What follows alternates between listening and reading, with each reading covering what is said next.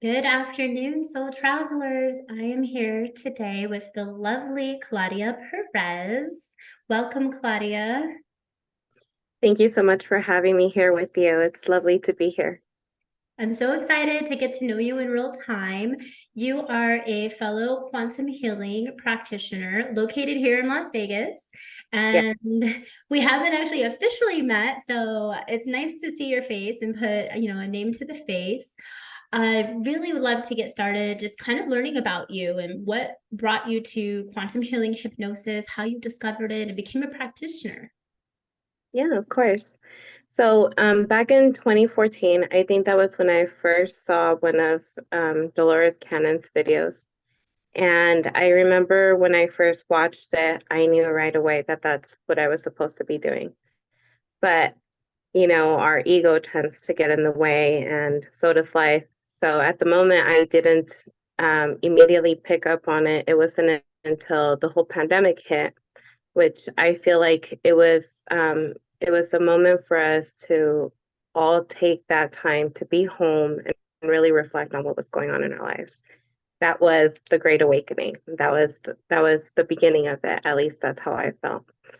And well, for me, that is when it began because I was forced to stay home. I was forced to look at myself. I was forced to really think about my life and where I was going and where I was at. And at the moment, I was not at the best place. Um, I think we all hit our own version of rock bottom, and that was mine at the moment. And that was what actually inspired me to start looking more into what this whole thing was that Dolores Cannon was talking about. And I mean, I had heard her talk, but I didn't even realize that was something that I could do, that I could participate in any way. I didn't even think it was possible to have a session anymore now that she was gone.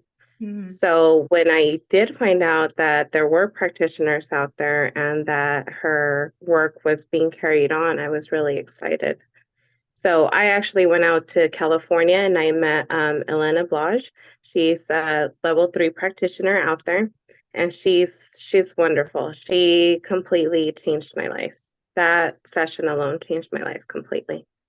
Oh my gosh. And so it was just so drastic. And I hate to sound so cliche, but that was really what made my life turn around and be what it is now, which is completely different from what it was. Because at that time, I was drinking a lot and I had no way of coping. I was depressed all the time. I was always anxious. I would go to the doctor all the time thinking, oh, this is hurting, and I feel this and that. And I didn't look into the deeper meaning of things. But when I had my regression, that was really a big turning point for me. So after I had my session, one of my questions actually was if I should be a practitioner, and the answer was yes. So here I am. I actually I picked up on that one right away. Like a week after my session, I think I signed up for the level 1 course, and within a week or two, I was done with the whole course because I was just really into it. I kept watching some of the videos and going over the recordings and things. So it was really exciting learning all these things. And it really was like choosing between the little red pill and the blue pill. And it's been so worth it because now I see how everything that I went through, I had to go through so that I could help people. And Yeah. it's actually made me a lot better at my job and at what I do to help others because of that. I have that empathy because I really truly understand. So, in all of that, I've had the honor and the pleasure of meeting so many people, so many different backgrounds, which is what really amazed me. It's been from psychiatrists, doctors, lawyers, prostitutes, homeless people. Everybody is looking for something more. And it doesn't matter your background, it doesn't matter where you are in your life. This can change your life if you're willing and open. Hmm. And so that's where I'm at now. I've been doing this now for 3 years, and it's the best thing ever. And I love what I do. I love helping people, and I would encourage everyone to have a session at least once to see what messages there is.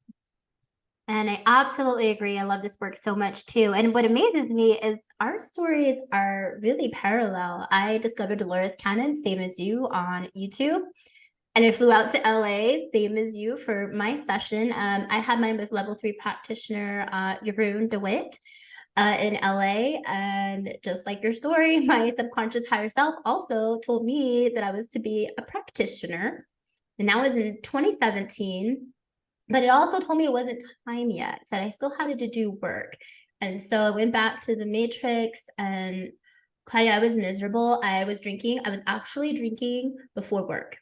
Uh, I had climbed the corporate ladder, and I thought that that's what I wanted. I was like a senior executive at a large bank here in town. I was so miserable when the pandemic hit. One morning, I was pouring vodka in my coffee. I hate to admit that, but it's truth.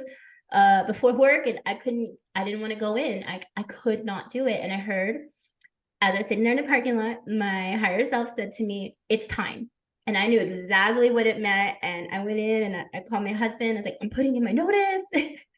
And I went and signed up for level 1 and went through those videos so quick. And now like just like you said, I realized that I'm living my purpose, and that everything I went through was so that I could help other people as well find their life purpose. Yeah. Talk to me about when you first went for your session. What are some of the things that went through your head? Like, were you anxious or nervous, or scared? Like, what were you thinking when you first were going to go for your session? So when I finally decided that I wanted to have a session, I thought, I'm gonna look up everyone who has ever had a session and see what their experience was like. Mm. But almost right away, I shut that off as well because I thought, no, my experience has to be unique to me. I can't go in with expectations um, or even without expectations, just really to be open. So I thought that hearing other people's stories might influence mine in some way. So I thought I'm just going to wait until after and see if anyone can relate to what I've been through. And so I chose to do it that way. I actually drove for my session, so it took me 6 hours to get there. And honestly, I loved every minute of it because I felt like I needed to be alone. And I really needed to be able to take that time to think of what was about to happen, what did I want to get out of it. And it really, really helped that I had that time to be by myself prior to it. Mm-hmm. When I got to my session, I wasn't sure what to expect because, like I said, I thought I'm not going to look too much into it. I'm just going to let it be whatever it is. It's what's meant to be. And Elena was great. She just made me feel so comfortable. I didn't realize that there was going to be an interview. So the interview really caught me off guard because I was already feeling a little emotional and vulnerable. So when she started asking me questions, I was like, oh man, I didn't think this was this deep. Mm-hmm. And That's I think part of it is, I was gonna say, I think that's one of the most important parts of the entire session. It is, yeah, you have to really feel comfortable with the practitioner and be able to open up and chat, because then your subconscious is going to feel more comfortable under hypnosis. oh yeah, most definitely. But like I said, I hadn't looked into the details of it because I just wanted to let things flow, right? Mhm. So it brought up so much things, and I felt like even just from the conversation alone, I had so much understanding and so much healing because I think a lot of us are looking for validation and for someone to say it's okay regardless of what it is. Yeah. And my whole life, I had been looking for that. And it wasn't until then a complete stranger was who was able to give that to me. And just to have that space and that time to say everything and talk about everything. And it's funny because I felt like at that moment, Dolores Cannon came to mind and she said, sometimes I become like this people just are confessing everything to me. And I had a moment. I had a moment like that where I just started spilling everything. But it felt so good. It really felt like there was a weight lifted from my shoulders. So I love that part. And then the hypnosis. Oh my gosh, the hypnosis was it was amazing Mm-hmm. because at that moment in my life, I come from a large family. Um, I have seven brothers and sisters, Mm-hmm. and we are first generation that migrated here from Mexico. Um, in our culture, it's very common for people to start drinking at a very young age. So I had picked up alcoholism since I was 13. Wow. So from the time I was 13 till I had my regression, it was something daily. Right before I had my regression, I was a functioning alcoholic. You know, I could get everything done, go to work, show up, and do what I had to do. I could drink like a 24 pack a night and still be okay. And I knew that wasn't okay. Yeah. I could see how my own trauma was spilling onto my children and how I was becoming my parents. Mm-hmm. And that was something I never wanted to do because of the trauma that I had gone through with them and everything that had happened in my family. So my regression opened my eyes in so many ways. Mm-hmm. I've never had a good relationship with my mom. And it was because when I was 8 years old, we had a family member living with us, a cousin of mine, that had attempted to rape me. And when I tried to talk to my mom about it, she said, you know, these are things that we don't talk about. You don't say anything, you know, just ignore it. I want you to act like everything's normal I hear and you that are so not to say often. anything to anyone. Yeah, As a practitioner, I unfortunately. hear that so often. It amazes me. It shocks me that people think like that. It's not okay. And well, you know, that's what I thought, and that's how I felt for a long time. I was very resentful. I was very angry about it. And so that was a big blockage for me from moving forward in my life, period. And so I asked about that. What is the point of having children if you're not going to protect them? Why is it that there's religions that talk about these commandments where we have to obey our mother and father and honor them, but what about the children? Don't the children matter?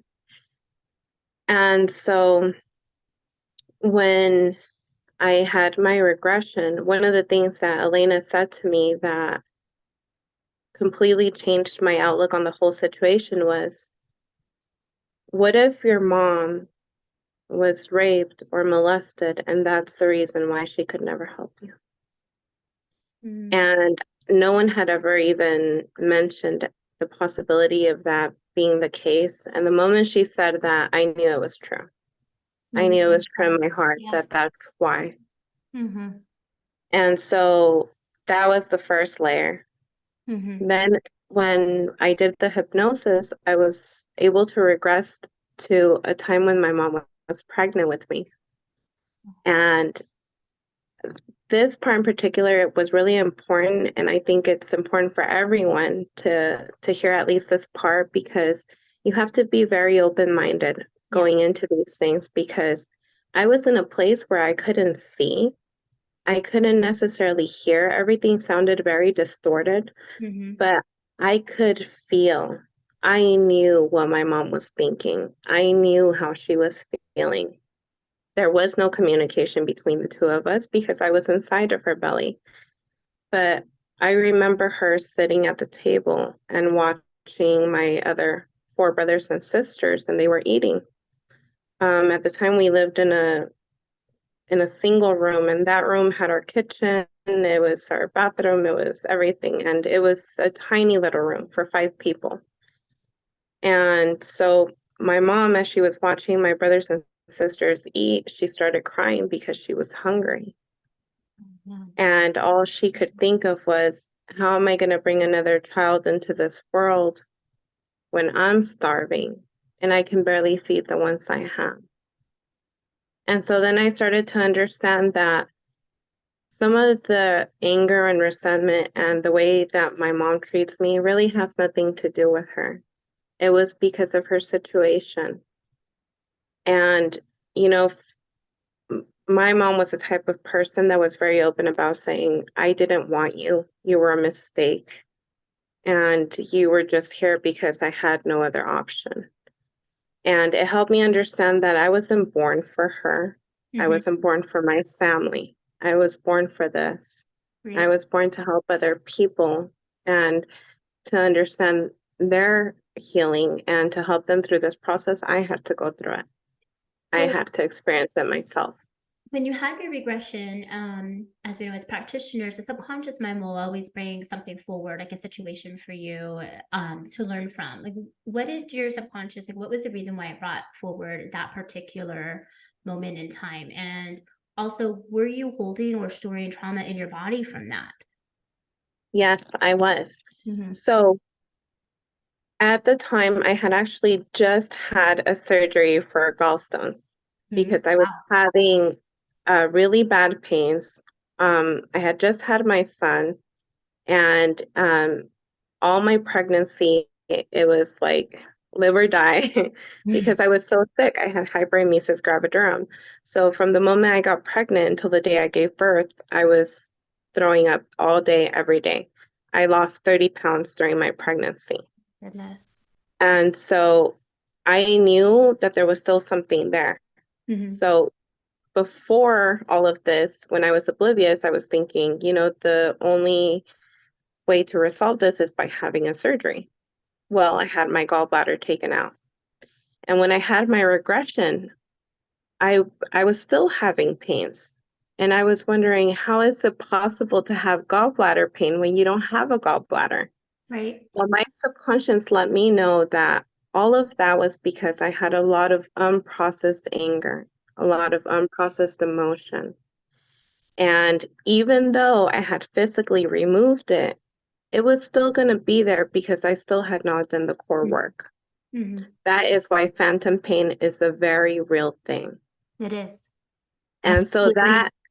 that right there taught me so much because you can't just get rid of a problem with the pill or um, a surgery. You have to go down to the root cause. It will not just disappear.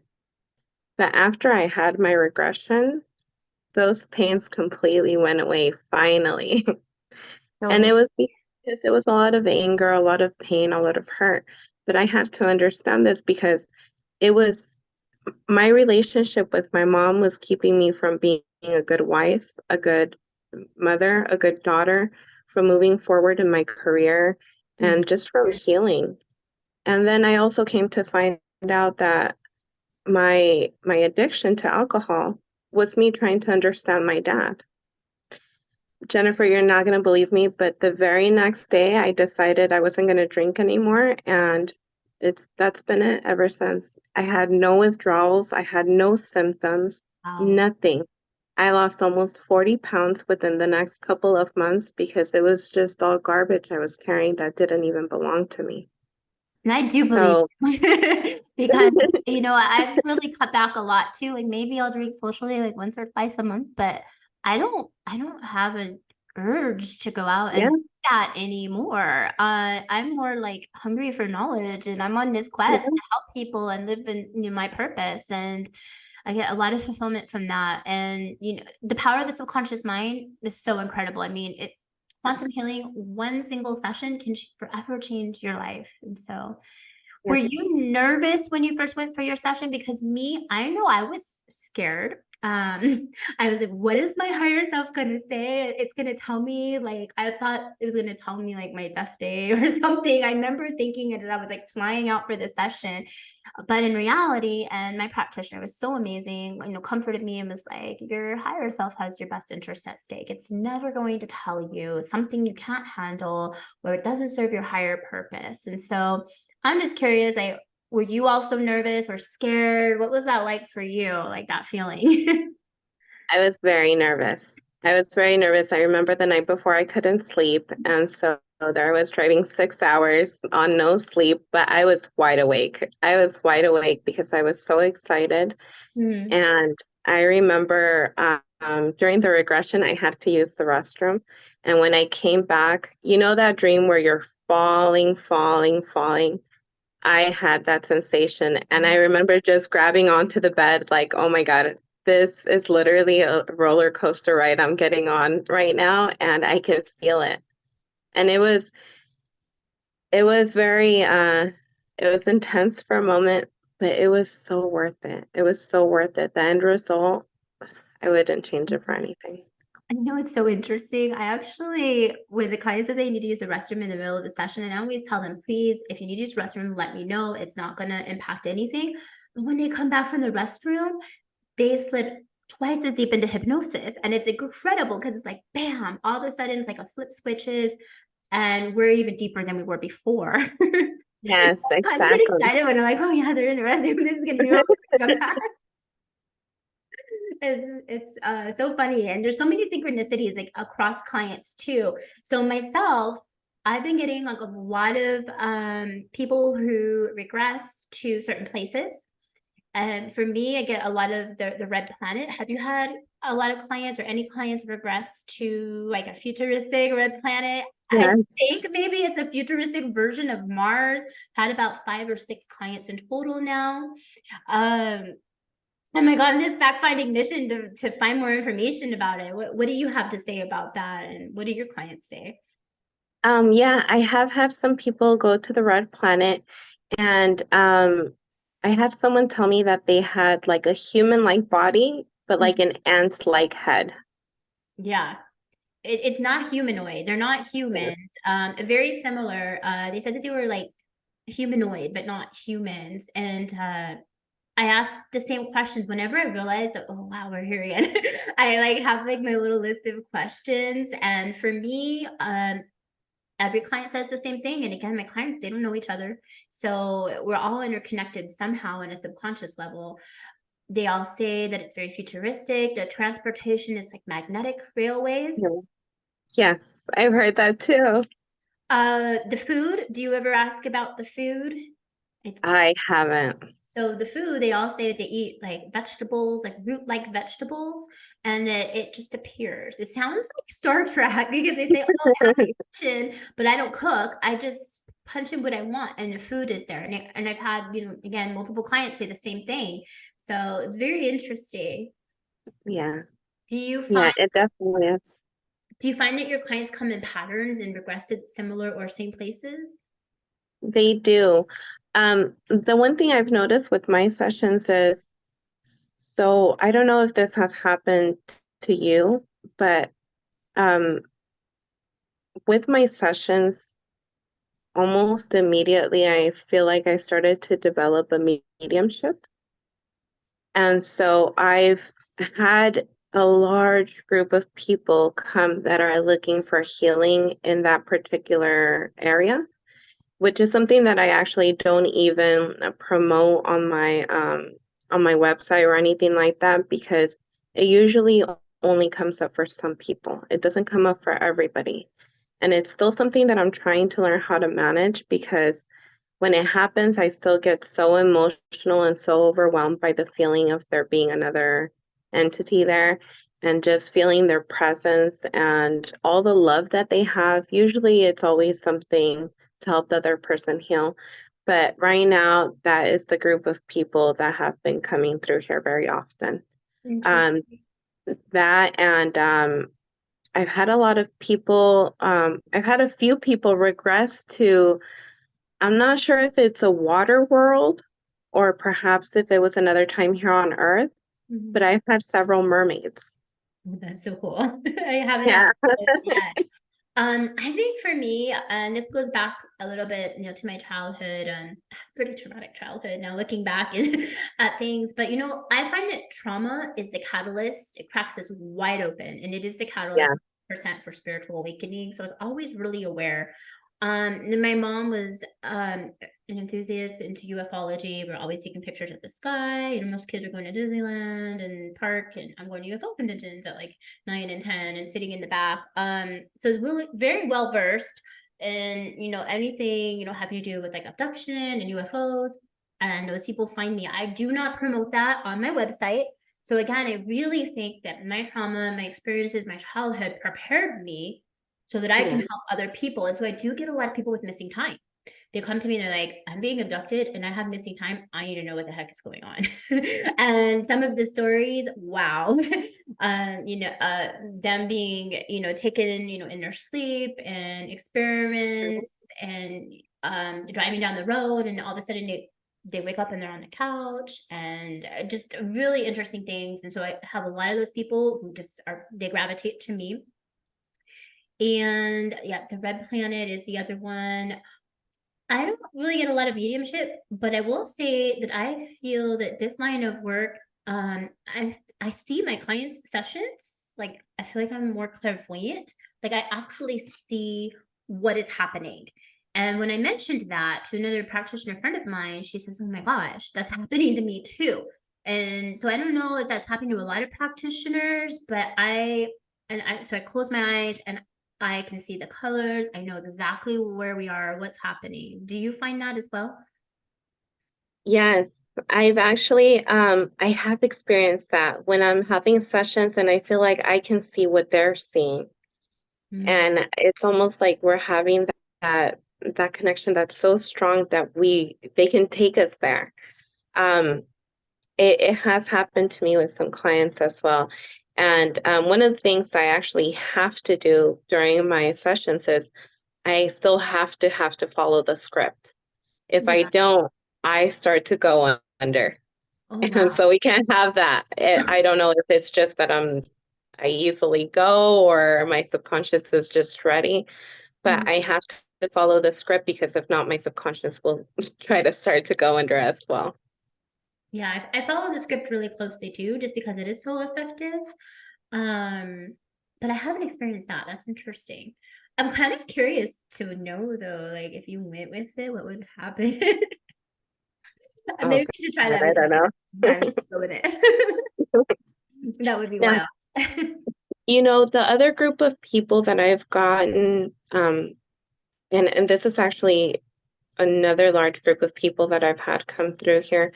I don't know if you've experienced anything like this, but I'm having a lot of people come and talking about cults, No. satanic cults, and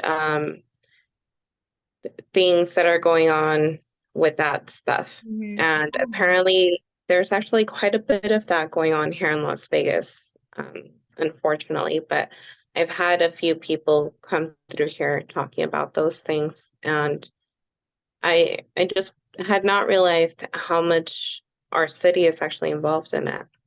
It's interesting. Yeah, I haven't had any of that come through. If anything, I've kind of had the opposite. I have had a lot of people here in Las Vegas that are light workers and like channel angels and things like that. But I haven't had anybody that's part of an occult. I did have, however, now that I'm thinking back, because sometimes the sessions blur together. I did have a couple months ago someone who regressed, and they were a little girl, and their grandpa had like this room in the basement, and they were very well to do, and they would host these large parties, and she snuck into the basement where there was like a secret society, and they were doing what very much seemed to be like a satanic ritual where they were wearing cloaks. And it wasn't here in Las Vegas, but that's the only thing I think that I recall where somebody's regressed to something like that. Now, another thing that I've that's happened to me, I don't know if it's happened to you, but um I start to have feelings about the sessions before the sessions. Mm-hmm. So, like for example, with one particular case that just it will stand out forever. Um, the night before I saw a client, I had a terrible nightmare. And it was one of those dreams where you wake up and you're sweating and you're wondering, what does this mean? Do I need to look more into it? And it was related to a satanic cult. I'll tell you the end of it real quick.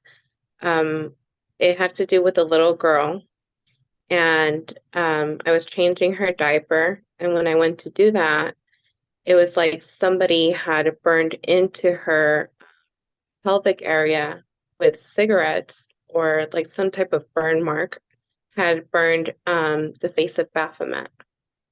Oh my goodness. And I just remember feeling like I had been seen.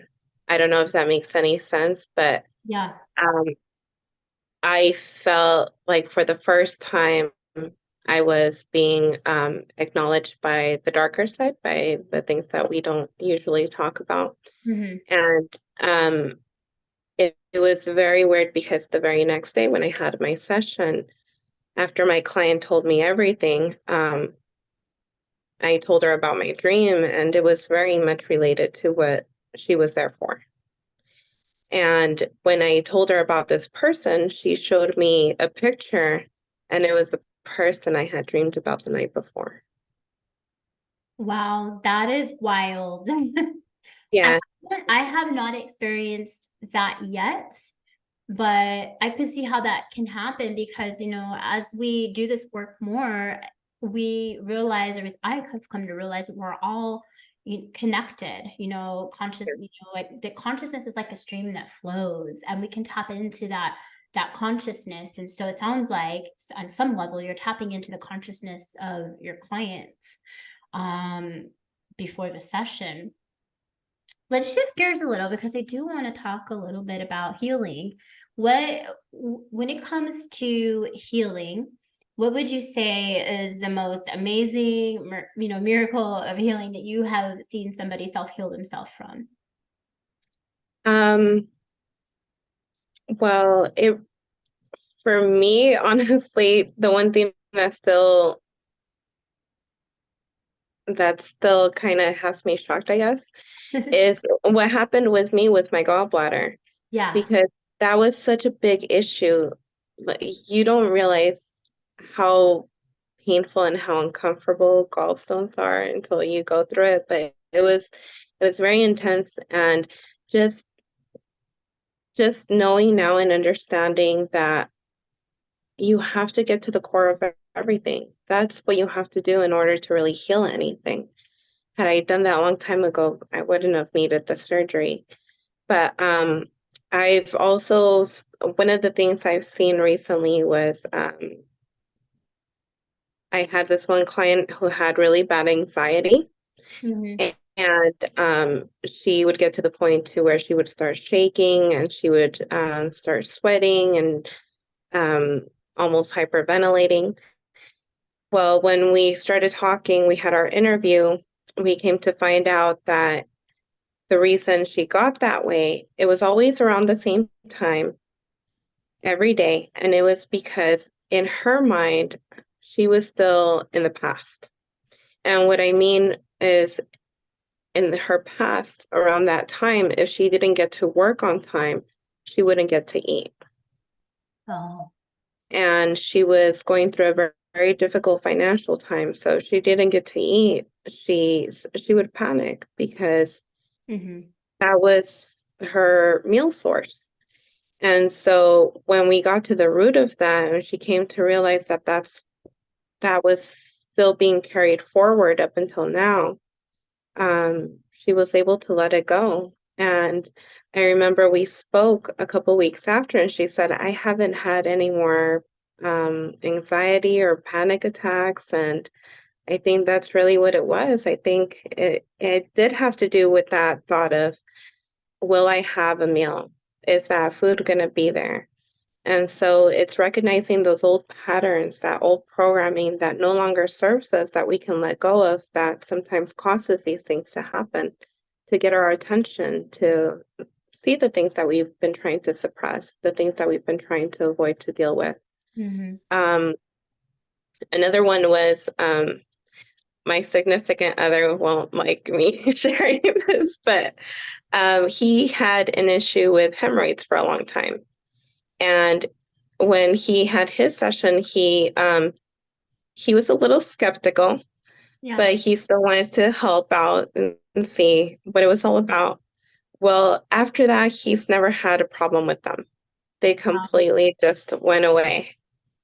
And so it's a lot of little things here and there. I haven't had something very significant that stands out. But I think right now what I'm seeing in all of us as practitioners Hmm. is that we all have our own little group of people, a calling to a set of people that we're supposed to help. Yeah. So our healing comes in different ways. Hmm. Um, like you had mentioned that you have you're attracting people who have lost time and who have experienced abductions and Hey, UFOs girl. and things like that. But I feel like I'm having a lot of people that have serious trauma and, problems that they've been carrying on for a long time. And I know of another practitioner that's dealing more with the darker things of life and things like that. So I know that everyone's being pulled a little bit slightly to a different direction, just depending on what needs to be done. But we're all working our best. I think for me, one story that I really want to share because I really want listeners to know about when it comes to healing is I had this young lady that came to me, and this one stands out. You know, sometimes you get one that just stands out, and then some of them Yeah. just kind of they blur away and you don't remember the fine details. But she came to me, and she was in her early 20s. I want to say 25, 26. She was experiencing a lot of pain in the upper left side of her stomach. She gone to the doctor, nothing was there. She tried changing her diet. She was still feeling this pain. She tried cutting out dairy, like all the stuff she's supposed to do. So she comes to me for this session and we regress her. She regressed back to a lifetime as a little girl, and her mom had passed away. And after the mom passed, the dad said that he didn't want her. And she knew that the dad did not want her. And he took her to this parade, and it sounded like, through all the fact finding questions, sounded like maybe like Macy's Day Parade in New York City. It was in 1920s, 30s, sometime like that.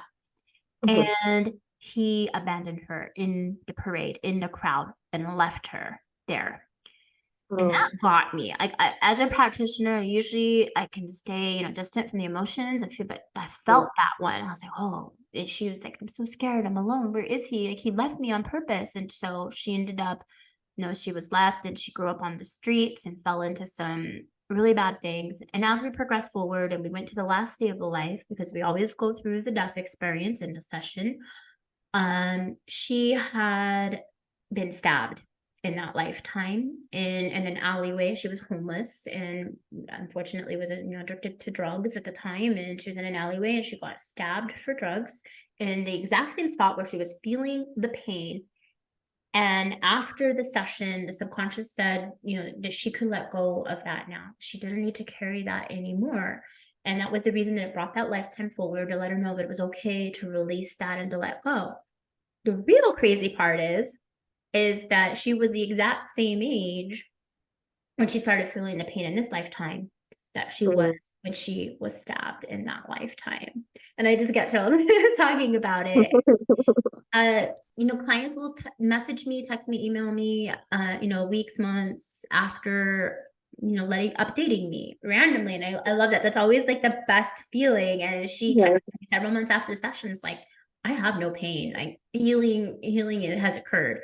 And so that one really stands out for me because I'll never forget the way also I felt when she realized that her dad had left her in that big crowd of a parade. It must have been so scary to go through that. So I uh, love those sessions. I do. So, talking about Dolores Cannon, what have you, I'm assuming that maybe you've read some of her books or all of her books as a practitioner. Is there any particular one that you would recommend to listeners or that really stands out for you? I think the one book that I will read over and over again is Between Life and Death. Hmm. Yeah. Between Life and Death, I felt like um, everyone should read that Mm-hmm. to just have a better handle on life as far as understanding when it's over. It's not necessarily the end of everything. It's the end of this life, but it's the beginning of so much more. And I think that that has helped me view death in a whole different way. And because of it, I'm not scared. I'm not saying I want to die tomorrow, but Right. I am actually excited, and I'm looking forward to all the things I will find out and I will Mhm. learn, and all the truths I'll finally know, and I'll know everything about the pyramids and what's really going on with everything. So I now look at it with enthusiasm, but at the same time enjoying my time here. Yeah, and let's talk about that for a moment because I find that too, that the death experience is actually quite tranquil once we're on the other side and we process through that. And as a practitioner, I've come to realize that. And when you do the past life regression, and we're at the point when your client passes over, I feel like that's where the real interesting stuff comes forward because that's where, for me, you do like a try if it comes naturally, I don't force it, but we do like a between life exploration. And for me, when we're in the between life, that's when spirit guides will come through, loved ones come through, or maybe their soul family steps forward to greet them. What are some of the things that you find in that space after the client passes over that happens in your sessions? So I actually have a story I'd really like to share with you. It's it's something that will stay with me forever. But this is when my mediumship actually first started to develop, and this is how I found out. I was actually driving on the 95 going south, and I started feeling like I was in two places at once. Oh, And as I was driving, I felt secure, I felt safe, and something told me to just keep driving. It was going to be okay. So I kept driving, but as I was driving with every blink, I could see another room. So the first time I blinked, it was a complete dark room. The second time, there was a spotlight shining down. And then the third time, there was a chair.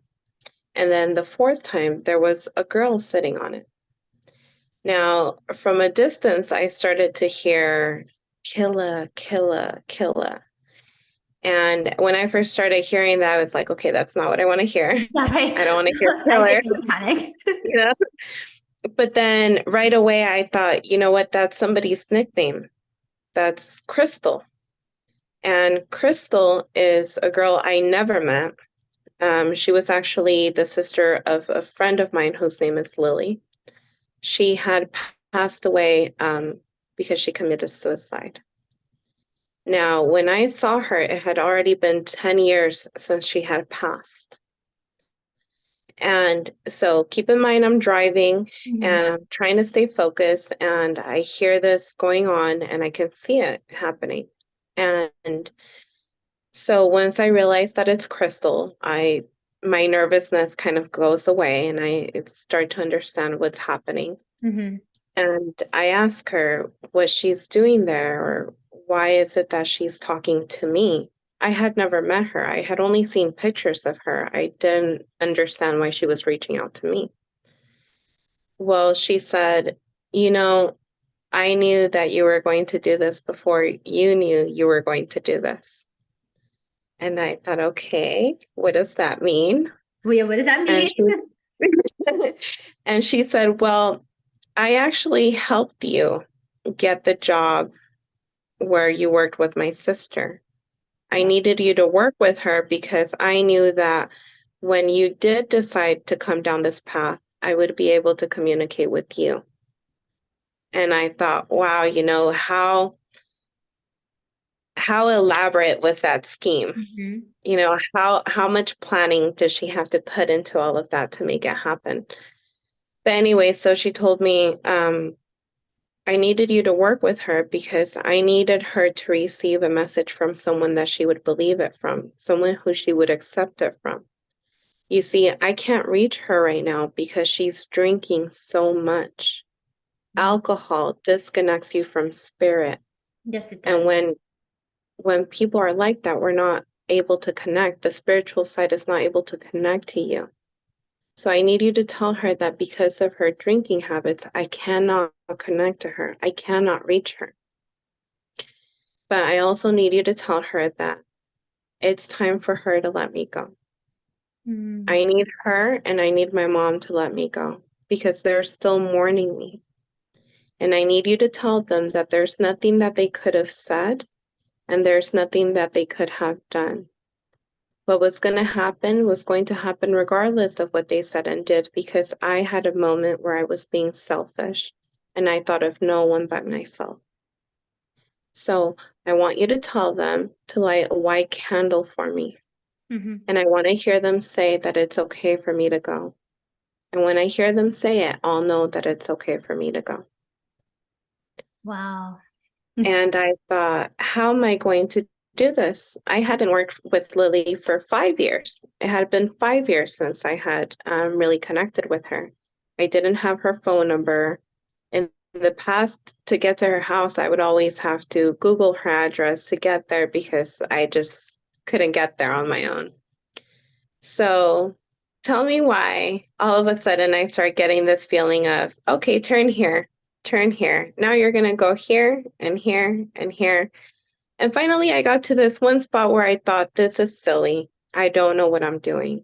I have no idea where I am. I'm going to turn around and go home. So the street I decide to turn into, I recognize Lily's car parked outside. And I thought, okay, Crystal, I get it. You got me here. I Mm-hmm. have to do this. Yeah. Oh my goodness. So it was like a Saturday morning. It was like 8 or 9 in the morning. And I go and I knock on her door.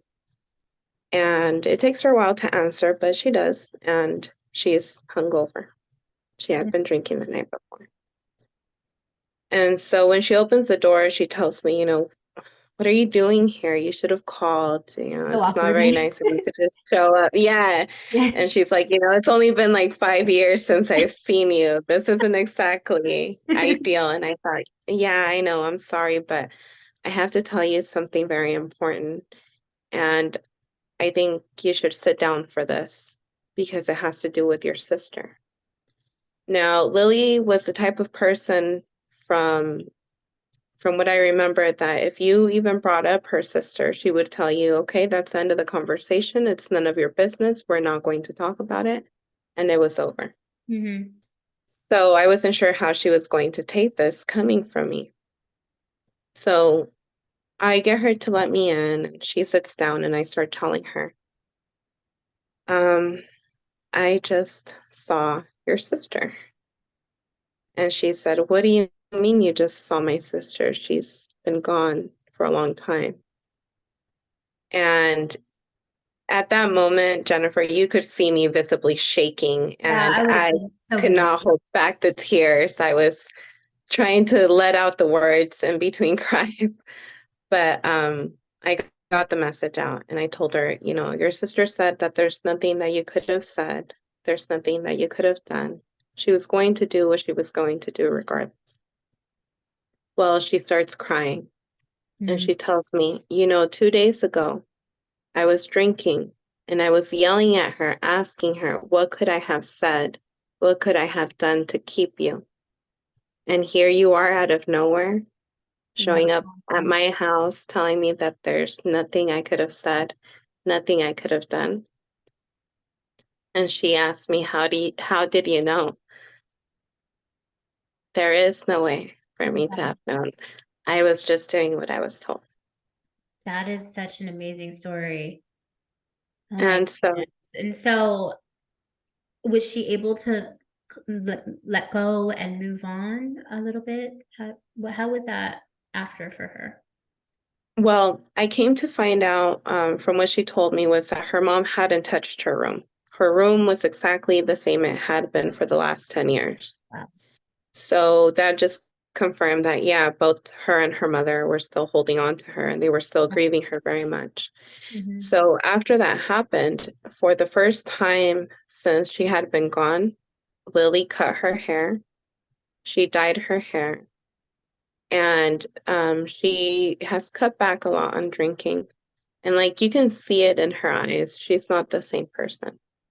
I know that it made a big difference and a big impact for her and her mom because like like Crystal had mentioned, if they lit that white candle for her and letting her know that it was okay for her to go, that she would go. Yeah. Well, it turned out that 2 days from that date when I showed up at her house, it was going to be Crystal's birthday. Oh my goodness. And they always lit a white candle for her, Wow. but they had never told her that she could go. They always asked her to stay. And they understood now that she was in a better place, and they were finally at peace with what had happened, understanding that she was free and that she knew that what she had done was wrong. And one of the things that's really important for me to bring up about this whole thing is that what Crystal told me was that where she wasn't in limbo, she wasn't in heaven, and she wasn't in hell. She was here because she chose to be here, because she wanted to keep looking after her family until they were ready to let her go. They weren't tying her down, it was still her choice. And she was so adamant about that, to tell them, I am not stuck here. They are not holding me back. I want to make sure that they're okay. I want to make sure that they're going to be able to move forward with their lives. And I know I can go to heaven. And when they're ready to let me go, I'll go. And I thought that was so important to understand, because when people are going through suicidal ideation, or they're going through depression, or they've lost someone in those scenarios, it has helped me understand in such a better way that I can explain to them. And this story alone helps me help others in a way that I don't think I could otherwise. So Thank from you what for I've sharing seen that. now, yeah, of course. From what I see now, they've just been able to move forward with their life finally. They seem a lot happier, even when they're celebrating her birthday or her anniversary. They seem happy now. Now they're really able to rejoice and be happy about the moment that they did get to spend with her. Yeah. So I loved it because it was just such a great message, not just for them, but for me. And it's a much better understanding of life and death.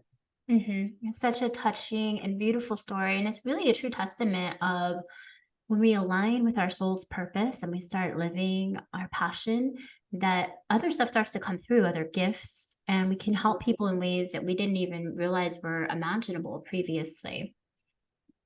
Claudia, Most I definitely. would love to talk about your upcoming project, because I know that you're currently working on hosting an event for practitioners, a holistic healing wellness fair. So you can tell Yes. listeners a little bit about that. And that's coming up on August, is it 22nd? Is that correct? 23rd, Okay. August 23rd.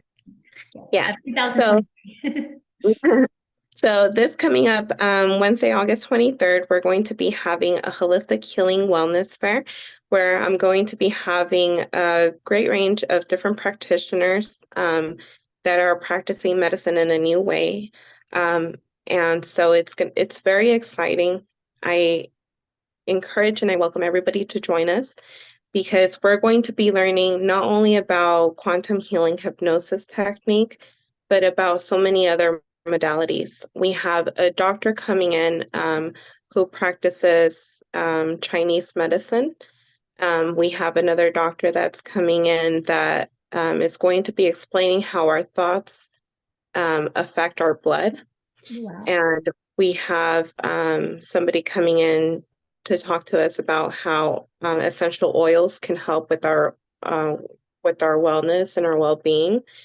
And we have three level 2 QHHT practitioners that will be there, a tarot card reader, um, cleansing of auras and bad energy. Love So that. different, yeah, so different types of practitioners. It's going to be very interesting. Everyone is going to have an opportunity to speak for about 20 minutes to tell us a little bit about their specialty and their gifts and how they're here to help out. So it'll be a great opportunity for everyone to find practitioners, as well as practitioners finding other people to help, because right now, I feel like we're at a time where people are looking for something more, and practitioners are trying to get themselves more out there. So by Mhm. making this event happen, hoping to create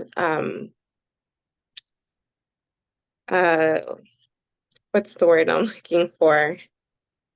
Awareness. Our own community. Yeah. Yeah. Community. Yeah. Our own little community of people um helping you how to heal your heart, mind, body, and soul in different ways other than just the conventional medicine. It's not just having to pay for a doctor every time you go in. It's Mhm. finding so much more, learning how to take care of yourself and heal yourself because everything really is within ourselves. We don't really need to go outside. No. And so I think it's a great opportunity for everybody to come and learn something new. So I invite everyone to come out. This will be at the Skyview Banquet Hall on 6565 Spencer Street, and that's Las Vegas, Nevada, 89119. Of course, if you guys want more information, you can call me at 702-717-2421, or you can also visit my website. What's your website? It's www.lvqhht.com. Beautiful. And are interested parties able to purchase tickets to attend the wellness fair, the holistic fair on your website? Yes, you can go online or you can give me a call and then I'll email you the tickets. General entrance is $20. It's going to be $10 for seniors and students. It's free for anyone under 18 or under. Um, and so everyone's welcome to come. Beautiful. I look forward to it. And I think it's time to call this one. It's been such a beautiful conversation. And I hope that listeners find so much value in it. And thank you for your time today, Claudia. And if anybody wants to follow me on social media, you can find me at I am Jennifer Mitchell on TikTok and Instagram or online at the soul experiences, that's plural.com. Right. Thank you so much. Thank you, Jennifer. It's been a pleasure. My pleasure.